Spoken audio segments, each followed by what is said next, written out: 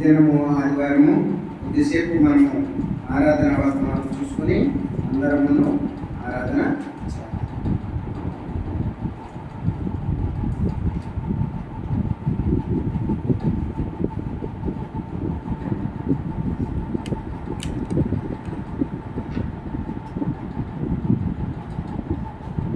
మొదటి యోహాను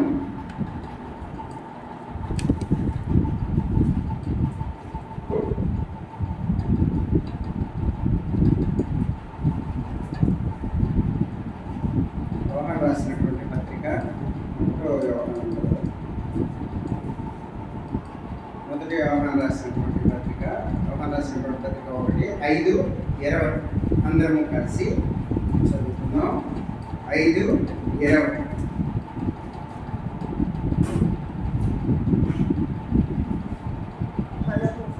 మనము సత్యవంతుడైన వానిని ఎరుగవలనని దేవుని కుమారుడు వచ్చి మనకు వివేకం అనుగ్రహించి ఉన్నాడని ఎరుగుదాం. దేవుని కుమారుడైన యేసుక్రీస్తునందున్న వారమై సత్యవంతుని అందున్నాము. ఆయనే నిజమైన నిత్య జీవమునై ఉన్నాడు. దేవాయసిగా పరిశుద్ధ జీవనంతని సమర్పణ ఆదివారం ప్రభా ఆయన ప్రపంచమంతా నిన్ను ఆరాధించినటువంటి మేము కూడా ఆరాధించడానికి ఈ సన్నిధిలో చేరి ప్రభా ఆయన వాక్యం చూసుకునే వాక్యానుసారంగా నిన్ను ఆరాధించడానికి మీరు మాతో మాట్లాడండి, మమ్మల్ని దీవించండి ప్రభా. ప్రతి మాట కూడా దేవా నాయన మీ మాట, దేవా నాయన మీ పరిశుద్ధ మీ శిరుజట్లు నడవపరచండి దేవా. వినే శక్తిని దయచే శక్తిని వెలుగు దయచేయండి. మా మధ్యలో మీ యొక్క పరిశుద్ధ దేవా నాయన ఆయన మీరే ప్రభా నాయన చివరికి నడిపించమని యేసుక్రీస్తు శ్రేష్టమైన ప్రస్తుతం ప్రార్థించి ఆమేన్. అయితే ఈ వాక్యంలో మనం చూసుకోవాల్సింది ఏంటంటే ఆయనే నిజమైనటువంటి దేవుడు, నిత్య జీవమునై ఉన్నాడు. కాబట్టి తండ్రి తన కుమారుడిని ఈ లోకానికి పంపించి ఆ నిజమైనటువంటి దేవుడిని మనకిచ్చి ఆ దేవుని అడుగు జాడల్లో నడిపించడానికి ఇచ్చినటువంటి ఆ కృపను బట్టి మనము దేవునికి వందనాలు తెలియజేస్తున్నాం. అన్ని అలాగే ప్రకటన గ్రంథము ప్రకటన దాని పక్కనే ఉంటుంది. ప్రకటన 22వ అధ్యాయం.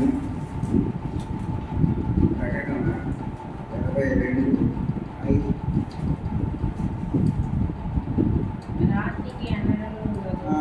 రాత్రి ఎన్నడూ ఉండదు, దీపక్రాంతి అయినను సూర్యకాంతి అయినను వారికి అక్కరలేదు. దేవుడైన ప్రభువే వారి మీద ప్రకాశించును, వారి యుగ యుగము పరలోకంలో చెప్తున్నాడు ఆయన. అక్కడ పరలోకంలో ఎలా ఉంటుందంటే రాత్రి ఇక ఎన్నడూ ఉండదు, రాత్రి ఇక ఎన్నడూ ఉండదు. దీపక్రాంతి వాళ్ళకి అక్కర్లేదు, సూర్యకాంతి వాళ్ళకి అక్కర్లేదు, వారికి అక్కర్లేదు. వాళ్ళకి ఏం కావాలంటే దేవుడైన ప్రభువే వారికి కాంతి, వారికి వెలుగై ఉన్నాడు. కాబట్టి ఆ ప్రభువే వారి మీద ప్రకాశిస్తాడు. కాబట్టి యుగ యుగములు కూడా వారు సంతోషంగా ఆ పరలోకంలో ఉంటారు. ఆ పరలోకం ఎలా ఉంటుంది అనేది మనం ఒకసారి చూసుకుందాం. అయితే ఆ పరలోకంలో ఉన్నటువంటి ఆ తండ్రి దేవుడైనటువంటి యేసు ప్రభు, దేవుడైనటువంటి యెహోవా గురించి మనం మాటలు చూసుకుందాం. అసలు మనము పరలోకానికి వెళ్ళాలంటే ఏం చేయాలి, ఎలా చేయాలి, ఏమిటి అనేది పరలోకానికి చాలామంది వెళ్ళాలనుకున్నా వెళ్ళలేకపోయిన పరిస్థితి. లూకాసు వార్త 16వ అధ్యాయం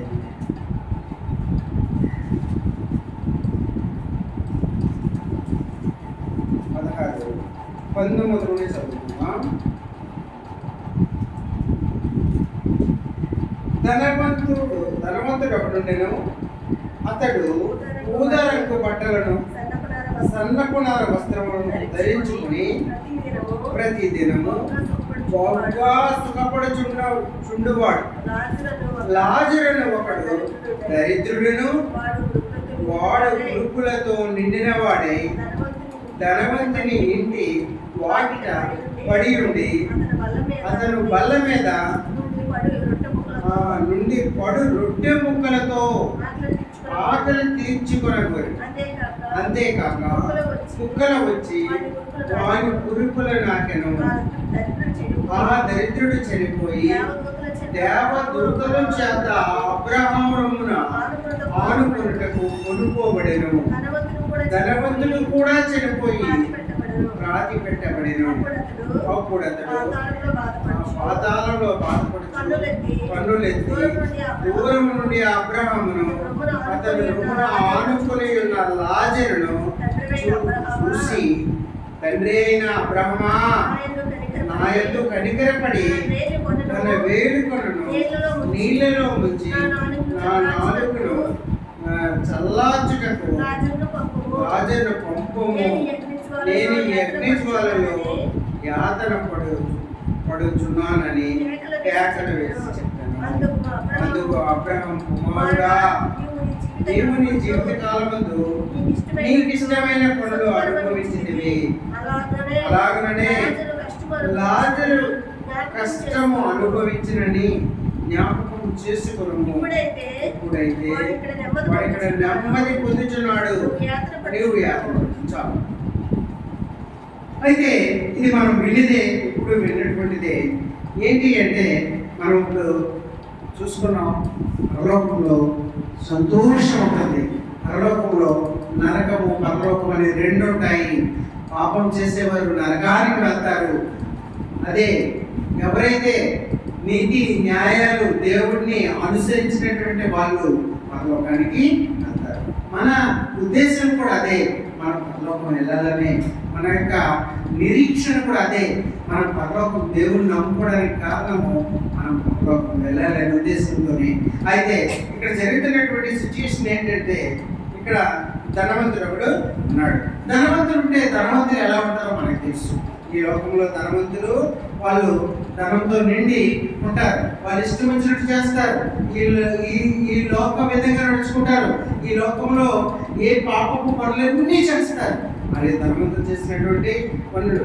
అయితే ఈ ధనవంతుడు ఏం చేశాడంటే, ఊదారంగ బట్టలు కట్టుకొచ్చు, సన్నపునార వస్త్రములు ధరించుకొని ప్రతి రోజు కూడా ఎలా ఉండేటంటే బహుగా సుఖపడుచుండేవాడు, చాలా ఆనందిస్తుండేవాడు. ఈ లోకంలో మనం అన్యులకు అడిగితే అసలు సుఖము, ఆనందము, సంతోషము ఎక్కడున్నాయని అడిగితే వాళ్ళు చెప్తారు, సినిమాకి వెళ్తే అక్కడ ఆనందం ఉందండి, రోజు మందు కొడితే అక్కడ ఆనందం ఉంది అంటారు. ఇది ఈ లోకపు వేశ్యలతో తిరగడం వల్ల ఆనందం ఉంది అంటారు. కానీ వాళ్ళకి నిజమైన ఆనందం ఎక్కడుందో వాళ్ళకి, కానీ నిజమైనటువంటి ఈ లోకం వైపు ఒకప్పుడు మన జీవితాలు కూడా అలాగే ఉంటాయి. వెళ్ళి ఈ లోకం వైపు చూస్తూ, ఈ లోకంలో తిరుగుతూ, ఈ లోకంలో పాపపు పనుల్లో పాల్పంచుకున్నటువంటి జీవితాలు మనకి. ఎప్పుడైతే దేవుడి యొక్క సువార్త వినామో, దేవుని వైపు తిరిగామో, దేవుని వైపు మనము దేవుని మాటలు వినామో, మనం దేవునిలో ఎలా ఉండాలో తెలుసుకున్నాం. అయితే ఇక్కడ బహుగా ఆనందిస్తూ, చాలా సుఖపడుతూ, సంతోషంగా ఈ లోకరీతిగా జీవిస్తున్నాడు ఈ ధనవంతుడు. అయితే ఎలాంటి పొజిషన్ అంటే, అక్కడ అతని దగ్గరే లాజరు అని ఒక దరిద్రుడు కూడా ఉన్నాడు. తిండికి లేనటువంటి దరిద్రుడు, ఆకలితో అలమటించిపోతున్నటువంటి దరిద్రుడు, ఇల్లు లేనటువంటి దరిద్రుడు. అలాంటి వాడు ఈ ధనవంతుల దగ్గర ఉన్నటువంటి ఆ లాజరు ఏం జరిగిందంటే, ఒక రోజు ఏం చేసేవాడంటే, ఆయన నిండా కురుపులతో బాధపడేవాడు, తల నిండా కురుపులతో ఉండేవాడు. అతను అలాంటి ఈ ధనవంతుల దగ్గర ఉండి ఆ ధనవంతుడు వాడు తినగా మిగిలినటువంటి వేసింది ఆ రొట్టె ముక్కల్ని తిని ఆకలి తీర్చుకున్నటువంటి వాడు. అలాంటి వాడు లాజరు. పాపం ఏం చేస్తాడు, కడు బీదవాడు. చాలా అసలు ఈ లోకంలో చాలా మంది అలాంటి వాళ్ళు ఉన్నారు. అయితే ఆయన లోకరీతి తిరిగినటువంటి వాడు కాదు. దేవుని మీద ప్రేమ చూపించి, దేవుని అంటే భయభక్తులు కలిగినటువంటి ఆ లాజరు ఆ రొట్టె ముక్కలు తిని ఆకలి తీర్చుకుని దేవుని మీద భయభక్తులతో జీవించేవాడు. ఇంకా ఏం జరిగిందంటే ఇక్కడ ఉన్నటువంటి ఈ లోకంలో కుక్కలు కూడా వచ్చి అతను పురుగులు నాకేవాడు. అంటే చూసారా ఎంత బాధాకరమైన విషయము. అలాంటి దరిద్రుడు చనిపోయాడు. చనిపోయి ఒకరోజు చనిపోగానే దేవదూతలతో కొనుక్కోబడ్డాడు. ఎక్కడికి? లోకానికి వెళ్ళాడు. అయితే కొన్ని రోజులు అయిపోయిన తర్వాత ఈ ధనవంతుడు కూడా చనిపోయాడు. ధనవంతుడు కూడా చనిపోయి పాతివేయబడ్డాడు. అయితే అప్పుడు ఏం జరిగిందంటే అప్పుడు అతడు ఈ ధనవంతుడు పాతాళానికి తీసుకుని వెళ్ళబడ్డాడు. అంటే చూసారా, ఇక్కడ ఆ ధనవంతుడు పాతాళానికి వెళ్ళాడు. అతని దగ్గర పనిచేసినటువంటి, అతని దగ్గర ఉన్నటువంటి, అతను రొట్టె ముక్కలు వేయిగా తినేటువంటి ఆ లాజరు మాత్రం లోకానికి వెళ్ళాడు. అంటే చూసారా, అంటే ఎలాంటి పొజిషన్ అంటే దేవుడు మన అంతరంగాన్ని ఎరిగినటువంటి దేవుడు, మన హృదయాన్ని పరిశోధించినటువంటి దేవుడు, మన హృదయాలను చూసినటువంటి దేవుడు. నిన్న ఒక అబ్బాయి అంటాడు, స్టూడెంట్ అన్న, అయితే కయ్యను అర్పించాడు, ఇంకా ఏ పేరు అర్పించాడు. కానీ దేవుడు ఒక్కల అర్పణనే, ఏ పేరు అర్పణనే దేవుడు ఏం చేశాడు? లక్ష్య పెట్టాడు. ఎందుకన్నా కయ్యని ఎందుకు అర్పించాలి? ఒకరు గొర్రె పిల్లను అర్పిస్తే ఇంకొకరు తనకు పడినటువంటి ఫలాలను అర్పించాడు కదా. ఈ రెండు అర్పణలను కూడా స్వీకరించారు కదా. రెండు అర్పణలను కూడా దేవుడు స్వీకరించలేదు, ఒక్క అర్పణనే స్వీకరించాడు. ఎందుకన్నా అనేసి అడిగితే దానికి సమాధానం మేమేం చెప్పమంటే, ఇది దేవుడు ఏం అర్పించాడా అనేది చూడడం. వాళ్ళు ఏం అర్పించారా? వాళ్ళు మాంసం అర్పించారా? వాళ్ళు గొర్రెలను అర్పించారా? పళ్ళులను అర్పించారా? వాళ్ళు ఏం అర్పించారో దేవుడు చూడు. దేవుడు తన హృదయాన్ని చూస్తాడు, తన విశ్వాసంను చూస్తాడు, తన ప్రవర్తనను చూస్తాడు. తన ప్రవర్తన బట్టి మనం ఏం అర్పిస్తామో దేవుడు అదే చూస్తాడు. ఏంటి అని చెప్పాం. అయితే దేవుడు నిజంగానే అక్కడ ధనవంతుడే. మనం ఈ లోకంలో అయితే ఏం చేస్తాం? ఒక ధనవంతుడు వచ్చి సన్న నార బట్టలు కట్టుకొని, మంచి పట్టు వస్త్రాలు కట్టుకొని, ఎవరైనా మనకి ఎదురుపడినప్పుడు, ఎవరైనా మన ఇంటికి వచ్చినప్పుడు అతన్ని తీసుకొచ్చి కుర్చీ మీద కూర్చొని పెట్టి అతనికి సతత మర్యాద చేస్తాం. కానీ ఒక అడుక్కున్నటువంటి గురుకులతో బాధపడుతున్నటువంటి, కొంప పడుతున్నటువంటి, సరైనటువంటి సిరిగిపోయినటువంటి బట్టలు వేసుకున్నటువంటి ఒక అతను వస్తే అతను మనం రెస్పెక్టిస్తామంటే ఇవ్వం. మనము వాళ్ళని దూరంగా పెడతాం, వాళ్ళని బయట ఉండమని చెప్తాం.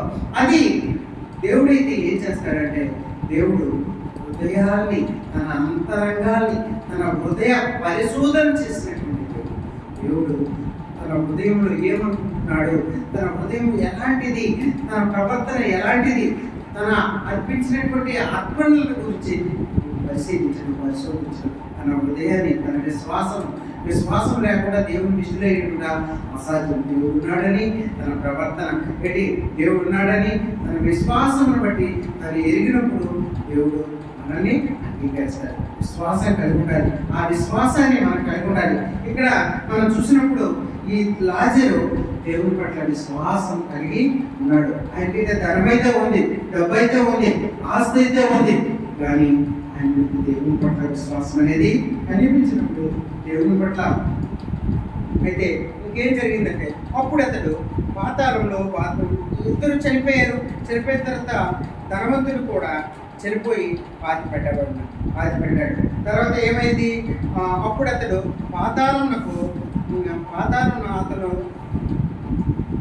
పాతాళంలో బాధపడుచు కన్నులెత్తి దూరం నుండి అబ్రహమును అతను రొమ్మున ఆనుకునేటువంటి లాజరును చూశాడు. దూరం నుండి చూశాడు, ఆ పాతాళమును చూశాడు.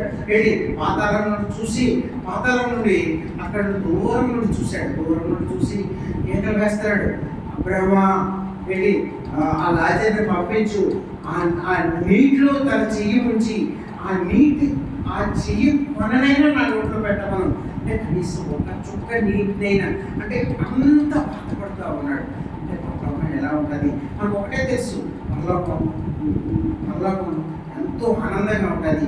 దేవుడైనటువంటి యెహోవా యేసు ప్రభు సన్నిధిలో మనందరం కూర్చొని ఆయన ఆరాధిస్తూ ఉంటాం, ప్రార్థిస్తూ ఉంటాం, పాటలు పాడుతూ ఉంటాం, ఎంతో ఆనందంతో ఉంటాం. అదే పాతాళం అయితే పాతాళంలో మనం చేసినటువంటి మన క్రియలను బట్టి, మన పనులను బట్టి మనకి శిక్ష అనేది ఉంటుంది. మనకి పాతాళం అనేది మనల్ని వస్తారట, మనకి బాగా నూనె మరుగుతుంటే ఆ నూనెలో వేస్తారట. అంటే అక్కడ నరకం అనిపిస్తాం. ఆ నరకం అనేది, ఆ పాతాళం అనేది ఎంతో కష్టంగా ఉంటుంది. ఎప్పుడు నిత్యము ఆరదు, ఆ అగ్నిలో మనల్ని పడవేస్తారు. అయితే అక్కడ చేసినటువంటి మన క్రియలను బట్టి, మన పనులను బట్టి మనం అక్కడ శిక్ష అనేది అనుభవిస్తాం. ఆ ధనవంతుడు అక్కడ శిక్ష అనుభవిస్తున్నాడు. ఆ అగ్నిలో పడవేయబడినటువంటి ఆ ధనవంతుడు కేకలు వేస్తున్నాడు, ఏంటి లాజరు వచ్చి కొంచెం నాకు ఒక 2 చుక్కలు నీరు నా నోట్లో వెయ్యు అని. కానీ అక్కడ పరిస్థితి ఎలా ఉందంటే, నా జీవితం కూడా మనం ఒకసారి పరిశీలించుకోవాలి. ఎలా ఉన్నాయి, మనం ఎలాంటి వాళ్ళం, మన జీవితం ఎలా ఉంది, ఏంటి మనం లాజర్లా విశ్వాసం కలిగి ఉన్నామా? అందుకే అంటాడు దేవుడు, నీ ప్రతి పాపాన్ని నా దగ్గర ఒప్పుకో, ప్రతి పాపాన్ని నేను ఒప్పుకుంటే నేను కడిగి నేను పవిత్రుడిగా చేస్తున్నాను. ఆయన ఏమంటాడంటే దేవుడు, ఒకసారి ఎఫ్సీకి రాసినటువంటి పత్రిక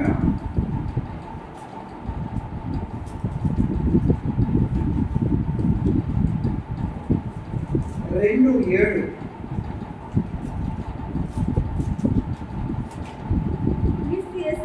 క్రీస్తు యేసునందు మనల్ని ఆయనతో కూడా లేపి పరలోకమందు ఆయనతో కూడా కూర్చుండబెట్టెను. మీరు విశ్వాసం ద్వారా కృప చేతనే రక్షింపబడి ఉన్నారు.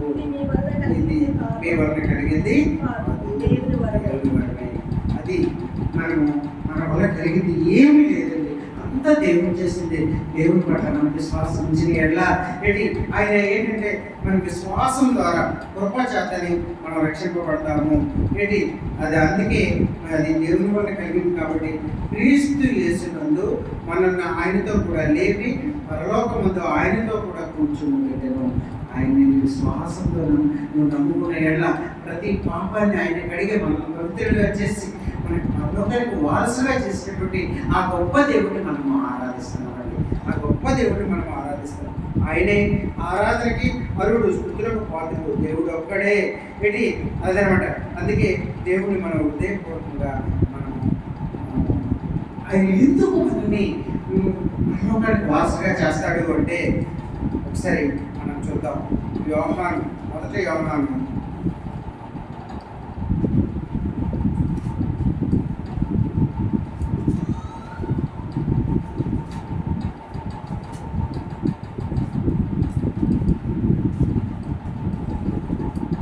4వ అధ్యాయం 4:8-9 దేవుడు ప్రేమ స్వరూపండి, ప్రేమ లేనివాడు దేవుని ఎరుగడు. మనం ఆయన ద్వారా జీవించినట్లు దేవుడు ద్వితీయ కుమారుని లోకంలోనికి దేవుడు మరి అందించిన ప్రేమ ఇష్టపరచబడి చూశాను. దేవుడు ప్రేమ స్వరూపి. ఆ ప్రేమను బట్టి నిన్ను నన్ను విడిచిపెట్టాడు దేవుడు. నీవు నేను పాపం చేసిన వాళ్ళమే, ఒకప్పుడు పాపంలో కలిసిపోయిన వాళ్ళమే, ఒకప్పుడు పాపులం ఎన్నో పాపాలు చేసినటువంటి వాళ్ళు. అయినా సరే నిన్ను నన్ను విడిచిపెట్టక మన ప్రతి పాపాన్ని కడగడానికి తన కుమారుడిని ఈ లోకానికి పంపించాడే. దాంట్లో ప్రేమ ఉంది. ఆ ప్రేమను బట్టి దేవా నీవు పంపించినటువంటి నీ కుమారుని బట్టి ప్రభా నేను స్తుతిస్తున్నాను, ఆరాధిస్తున్నాను. నువ్వే ఆరాధన కాదు. ఎందుకంటే నాకు ఈ లోకంలో ప్రేమించిన వాళ్ళు ఎవ్వరూ లేరు, నువ్వు తప్ప. ప్రభా నైనా నా పాపాన్ని కడిగావు, నన్ను పవిత్రుడిగా చేసావు, నా పాపానికి వారసుడిగా చేసావు. దాన్ని బట్టి నీకు వందనాలని దేవుడు హృదయపూర్వకంగా ఆరాధిద్దాం. ఎందుకంటే మనల్ని మన సొంత అన్నదమ్ములు అక్క చెల్లెళ్ళే మనల్ని ప్రేమించారు, మనల్ని అసహించుకుంటారు, మనం తిట్టిపోసుకుంటారు, మన కొన్నిసార్లు అయితే మనకి విరోధం వస్తుంటుంది. కానీ దేవుడు అన్నాడు ప్రేమస్వరూపి, నిన్ను నన్ను ప్రేమించి ఏంటి మనల్ని ఎలాంటి వారం అయినప్పటికీ మన ప్రతి పాపాన్ని కడిగి పవిత్రులుగా చేయడానికి తన కుమారుడిని లోకానికి పంపించాడు. దాంట్లో దాంట్లో ప్రేమ కనిపిస్తుంది. ఈ లోకంలో ఎవరికైనా అడిగితే అప్పిస్తారేమో, లేకపోతే డబ్బులు అడిగితే డబ్బులు ఇస్తారేమో, లేకపోతే ఇంకేదైనా బంగారం కావాలని ఇస్తారేమో, కానీ తన కుమారుని మాత్రం ఎవ్వరూ ఇవ్వరండి. నా కుమారుడు తీసుకుని వెళ్ళిపో, నా కుమారుడిని తీసుకుని వెళ్ళిపో అని ఎవరు సొంత అన్నదమ్ములు కూడా ఇవ్వరు. నాకు తెలిసిన మేషర్ ఒక ఆయన, అతనికి వాళ్ళ అన్నయ్య పిల్లలు లేకపోతే తను కూడా ఏంటి ఒక మరొక ఇద్దరు పిల్లలు ఉంటే మరొక పిల్లలు అయిన తర్వాత మా అన్నయ్యకి ఇస్తున్నాడు ఉద్దేశంతో 3 పిల్లలు. 3వ అమ్మాయిని వాళ్ళ అన్నయ్యకి ఇచ్చాడు. ఇచ్చిన తర్వాత కూడా ఇచ్చిన తర్వాత కూడా మళ్ళీ అతను ఒక 2 రోజులు అయిందో లేదు, వారం రోజుల లోపలే మళ్ళీ వాళ్ళ పాప తెచ్చుకున్నారు. వాళ్ళకి రోజులైపోయింది. ఎందుకంటే అక్కడ ఒక సందర్భంలో ఆ తల్లికి ఉన్నటువంటి ప్రేమ ఇంతవరకు ఉండదండి. కాబట్టి తన పిల్లలకి ఎవరు అని దేవుడే పెట్టుకుంటే దేవుడు. ఎందుకంటే ఏదో ఫంక్షన్ అవుతూ ఉంటే ఆ ఫంక్షన్లో ఆ పిల్లలు లోపల ఏడుస్తుందట, కానీ ఆ తల్లి బయట ఉంది, తల్లి అబ్జర్వేషన్ చేస్తుంది. కానీ ఆ ఇచ్చినటువంటి ఏ తల్లికైతే ఈ తండ్రికైతే ఆ బిడ్డనిచ్చారో వాళ్ళు పట్టించుకోకుండా వాళ్ళు ఎంజాయ్ చేస్తూ ఉన్నారు. వెంటనే గొడవ పెట్టుకొని తన పిల్లలు తర్వాత ఎప్పుడో చూద్దామనేసి వచ్చేసారు. అంటే అంత ప్రేమ సొంత ఊరికి లేనప్పుడు దేవుడైనటువంటి యెహోవా నీ మీద నా మీద ఎంత ప్రేమ చూపించాడండి. ఆయన తన కుమారుని ఈ లోకానికి పంపించాడు. ఈ లోకంలో ఉన్న ప్రతి ఒక్క పాపాన్ని కడగడానికి, ప్రతి ఒక్కరిని బాగు చేయడానికి, ప్రతి ఒక్కరిని మన వరకు ఆయన పరలోకం నుండి ఈ లోకానికి దిగివచ్చి కలువరిశిలలో సిలువేయబడి ఆయన రక్తము కాచి చివరి రక్తం వరకు కాచి మన ప్రతి పాపాన్ని కడిగినటువంటి ఆ గొప్ప దేవుడి హృదయపూర్వకంగా మనం ఆరాధించాలి. ఎందుకంటే ఆయన పరలోకానికి మనకు వారసుగా చేసినటువంటి దేవుడిని మనం ఆరాధిస్తున్నాం. పరలోకానికి వారసులుగా చేశాడు. లేకపోతే మనము నరకానికి వారసులు అయిపోయేవాళ్ళం, నరకంలో వెళ్ళిపోయేవాళ్ళం, నరకంలో పడి ఉండేవాళ్ళం. ఆ అగ్నిలో అగ్ని ఆరదు, పురుగు చావదు, ఆ అగ్నిలో పడి మనము కూడా ఆ ధనవంతుల కేంద్రం వేసేవాళ్ళమేమో. కానీ దేవుడు నీ కొరకు నా కొరకు వచ్చాడు, ఈ లోకం వచ్చాడు. ఈ లోకంలో ఆయనకి నీ కొరకు నా కొరకు సిలువ వేయడానికి ఇష్టపడ్డాడు. ఆ సిలువలో చేతులకు మేకలు కొట్టారు, కాళ్ళకు మేకలు కొట్టారు, ఊరిగిరీటం పెట్టారు, పడాలతో కొట్టారు, చివరి రక్త పొట్టు వరకు కూడా నీ కొరకు నా కొరకు కాచి ఆ రక్తంలో నువ్వు నేను ఎప్పుడైతే కడగబడ్డామో మనం ప్రతి పాపాన్ని కడిగి ఈ దినము మనము పరలోకానికి వారసుగా ఉన్నటువంటి విధానాన్ని బట్టి మనకు దేవుని ఆరాధిద్దాం, గౌరవంగా ఆరాధిద్దాం. ఎందుకంటే ఆరాధన అరువుడు ఆయనే. ఈ లోకంలో ఇంకా మనకి అంత ప్రేమించిన వాళ్ళు ఇంకా ఎవరూ ఉంటారేమో ఈ లోకంలో ఎవరు లేరు. కానీ ఆ దేవుడు మనకి లోకానికి తీసుకెళ్ళి మనకి ఆ అగ్నిగుండం నుండి మనకి ఆ నరకం నుండి మనల్ని తప్పించినటువంటి దేవుడిని హృదయపూర్వకంగా మనము ఆరాధిద్దాం. అందుకే 1 తిమోతి ఒకసారి చదువుదాం.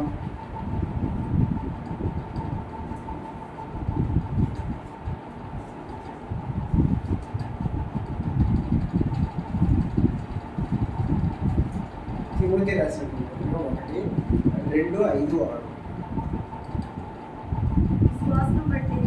దేవుడు ఒక్కడే, దేవునికి నరుడికి మధ్యవర్తియు ఒక్కడే.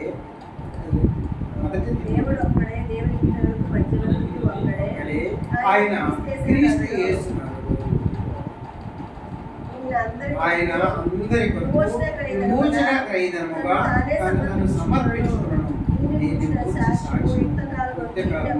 చూసారా, దేవుడు ఒక్కడే, దేవునికి నరుడికి మధ్యవర్తి కూడా ఒక్కడే, ఆయనే క్రీస్తు యేసు. ఆయన అందరి కొరకు విమోచన క్రయధనంగా తను అర్పించుకున్నాడు. కాబట్టి దాన్ని బట్టి మనము ఆరాధిద్దాం. ఎందుకంటే ఆయన మన కోసం అర్పించుకున్నాడండి. ఆయన మన కొరకు ఆయన ఈ బాధలన్నీ పొందడానికి ఆయన ఇష్టపడ్డాడు. ఆయన మన కొరకు వెల్లపోట్లు పొడుచుకోవడానికి కూడా ఇష్టపడ్డాడు. ఆయన తలపై ముళ్ళ కిరీటం పెట్టి ఆ ముళ్ళుతో పూజించుకోవడానికి ఇష్టపడ్డాడు. ఆ కొరడాతో కొట్టినప్పుడు ఆ శరీరం దున్నవేయబడుతున్నప్పుడు ఆ ముక్కలు ఇలా వస్తున్నప్పుడు దానికి కూడా ఇష్టపడ్డాడు. ఎందుకొరకు అంటే తన బిడ్డల కోసం, నీవు నేను తన బిడ్డలు, మనందరము ఆయన బిడ్డలు. ఆయన మన కొరకు అంత త్యాగం చేసినటువంటి ఆ దేవుడిని, ఆ గొప్ప దేవుడిని, ఆ గొప్ప యేసు ప్రభుని మన హృదయపూర్వకంగా మనము ఆరాధించాలి. ఇంకా మనం ఆయనకి ఏమి ఇవ్వగలం? ఏమీ ఇవ్వలేము. ఆయనకి మనము ఏమి ఇచ్చినా అది తక్కువే. ఏంటి? ఆయనే ఈ సర్వ సృష్టి, ఈ భూమి ఆకాశము సర్వ సృష్టి అంతటినీ కూడా ఆయన అంటాడు, ఏంటి, మీరు నాకు ఏమి ఇవ్వగలరు? మీరు నాకు ఏమీ ఇవ్వలేరు. ఏంటి? భూమి మీద ఉన్న జంతువులు, భూమి మీద ఉన్న పక్షులు, భూమి మీద ఉన్న ఫలాలు, భూమి మీద సర్వం నేనే, నావే. ఏంటి? అవి నావే. అంతే. ఎక్కడ వస్తాయంటే 50 కీర్తన.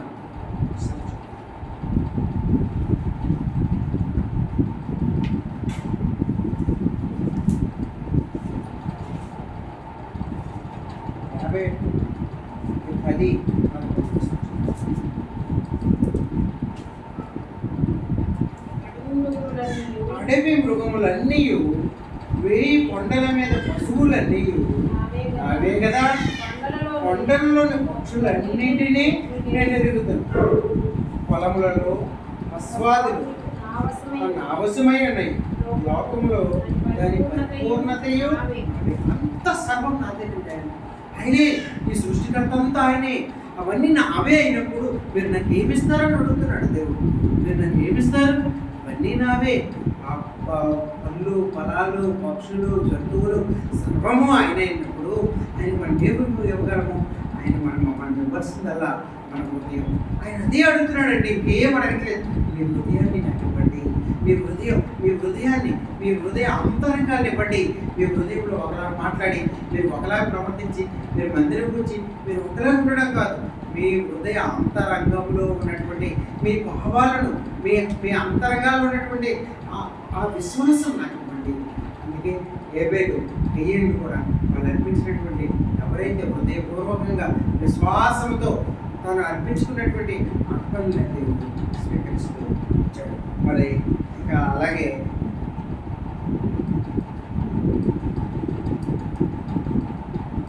చూడండి, లోక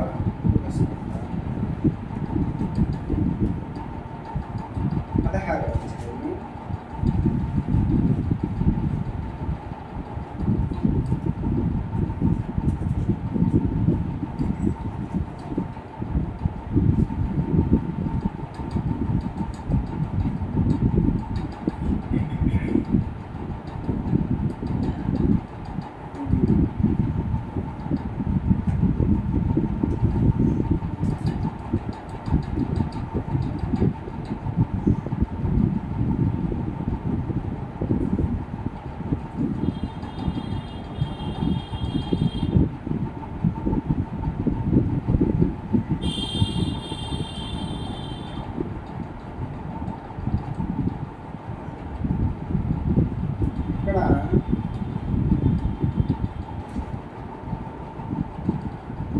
దేవుడు అంతరంగాన్ని ఎరిగినటువంటి దేవుడు.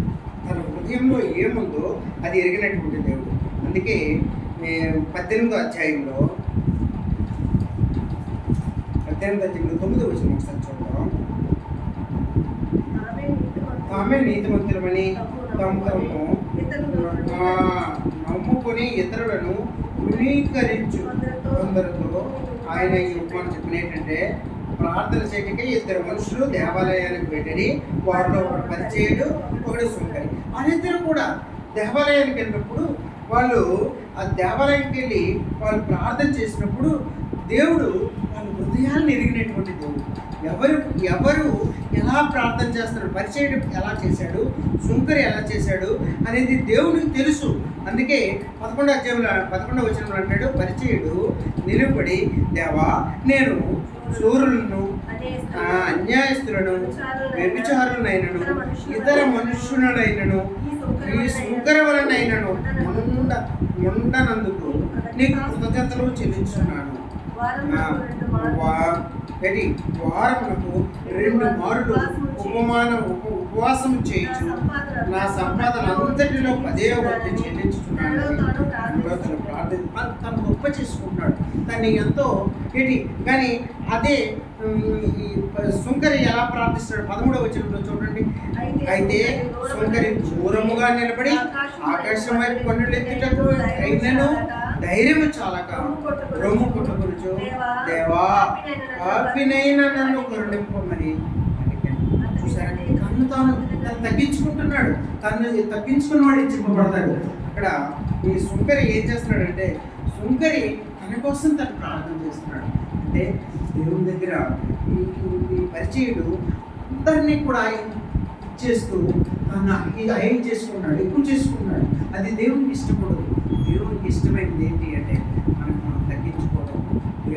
దేవుడు యేసు ప్రభు ఎంత తగ్గించుకున్నాడు చెప్పండి. తన జీవితంలో అంత తగ్గించుకున్నాడు. ఆయన తలుసుకుంటే అతన్ని సిలువ వేసినప్పుడే వాళ్ళందరినీ నాశనం చేయలేడా? అందరినీ చేయగలడు. కానీ తను తగ్గించుకొని ఆయన పుట్టిక నుండి కూడా పశువులు పాకలు కొట్టడం ఏంటి, తన జీవితం అంతా తగ్గింపు. అంటే తగ్గించుకున్నవాడు హెచ్చింపబడతాడు. ఇక్కడ కూడా అదే పరిస్థితి. ఎందుకంటే ఈ సుందరి తను తగ్గించుకొని ప్రభా అని ఎంతో దీనంగా తను ఆకాశం వైపు చూడడానికి కూడా భయపడుతూ, దేవుని వైపు చూడడానికి భయపడుతూ ఆ కన్నులెత్తి ప్రార్థన చేస్తున్నాడు. అలాంటి ప్రార్థన దేవుడికి ఇష్టం. అలాంటి ఆరాధన దేవుడికి ఇష్టం. ఏంటి, అలాగే మనం కూడా మనం ఆరాధన చేసేటప్పుడు మన హృదయ అంతరంగంలో నుండి ప్రభువా నీవు ఇచ్చినటువంటి గొప్ప కృపను బట్టి, ఈ త్యాగమును బట్టి, మీ పనికి మాలినటువంటి ఈ జీవితమును బట్టి ప్రభా నీకు వందనాలు. నేనైతే ఒకప్పుడు నా జీవితం వేరే, నేను పాపంలో కలిసిపోయినటువంటిది నా జీవితం. ఒకప్పుడు జీవితం వేరే. ప్రభా నీవు ఎప్పుడైతే నాకు శుభార్త అందించావో నా జీవితాన్ని పూర్తిగా నేను నీళ్ళు తెలుసుకున్నటువంటి విధానాన్ని బట్టి ప్రభా నీకు వందనాలు. నీ వైపు చూడటం, నీ కొరకు బ్రతకడం, నీ కొరకు జీవించడం, నీ కొరకు ప్రార్థన చేయడం, నీ కొరకే ప్రభా నా జీవితకాలం అంతా కూడా నీవు నా కొరకు ఎంత ప్రాణం పెట్టి, నా కొరకు ఎంత రక్తం కార్చినటువంటి గొప్ప దేవ నీకు ఏమిచ్చి తెచ్చుకోగలను. హృదయపూర్వకంగా ఆరాధిద్దాం. ఒకరి తర్వాత ఒకరు ఆరాధిద్దాం. హృదయపూర్వకంగా ఆరాధిద్దాం. ఆయనే ఆరాధన కలుగుతూ ఆయనే ఆ గొప్ప దేవుణ్ణి మనము అందరము ఒకరి